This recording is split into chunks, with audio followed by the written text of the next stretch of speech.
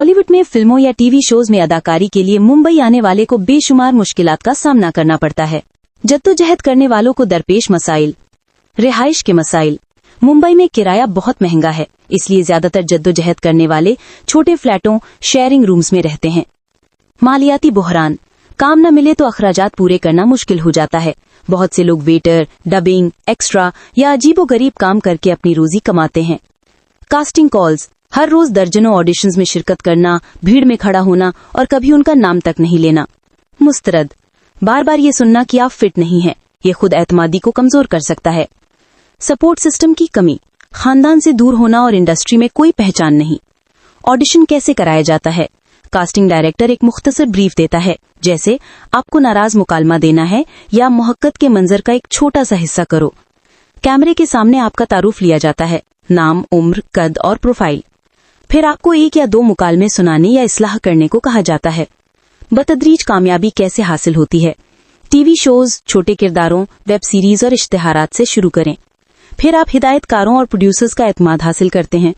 छोटे किरदार पहचान का बाइस बनते हैं और आहिस्ता आहिस्ता अहम किरदार। मेहनत और नेटवर्किंग एक जद्दोजहद करने वाले को सितारा बना देती है। आइए मैं आपको एक मशहूर जद्दोजहद करने वाले अदाकार राजकुमार राव की कहानी सुनाता हूँ। छोटे शहर से सफर। राजकुमार राव का ताल्लुक गुड़गांव, अब गुरुग्राम, हरियाणा से है। वो एक आजिज घराने से था और फिल्मों में उसका कोई पसमंजर नहीं था।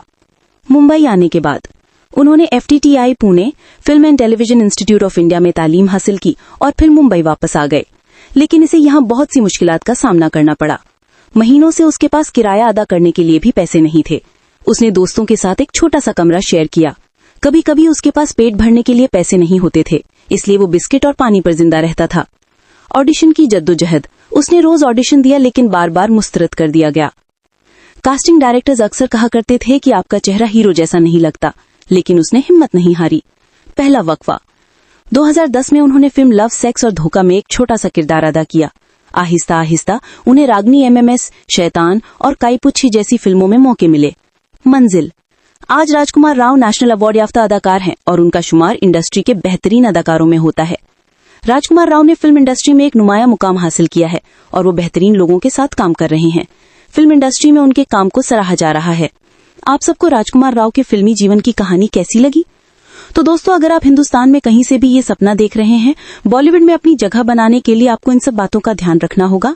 और सबसे महत्वपूर्ण बात यह है कि आप हिम्मत न हारें और कोशिश करते रहें। इसलिए अपने सपनों को सच करने के लिए मुंबई शहर जरूर आएं।